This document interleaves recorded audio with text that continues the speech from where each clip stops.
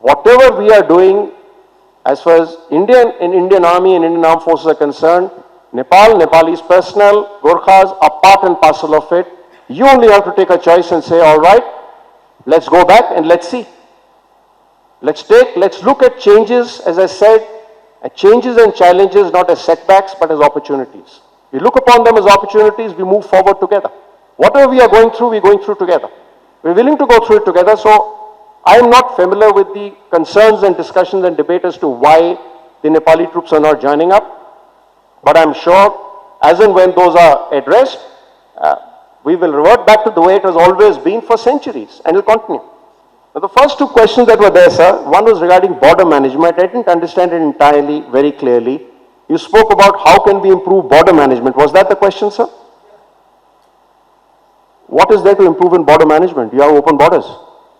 Why do you want to manage open borders? What you have today is something unique across the world. The world over, there are controls and restrictions. The world over, people have had to struggle for decades to try and introduce open borders. Here we have inherited them. You only have to use technology in order to safeguard against threats that may emerge of movement from one side to the other.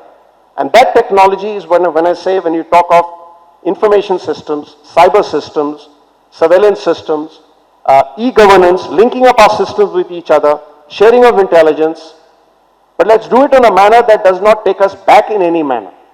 Because what we've achieved and what is naturally achieved by us across the world, it has taken countries decades to even get to the first step, let alone there will be 100 years before they reach the kind of familiarity and comfort zone that we have between India and Nepal. So let's not look at border management, I would suggest. Let's look at border governance. Let's look at security governance. Let's look at security cooperation. Let's not look at anything that may impinge in a negative manner on the free flow of trade, economy, goods, people. That will not be to our interest.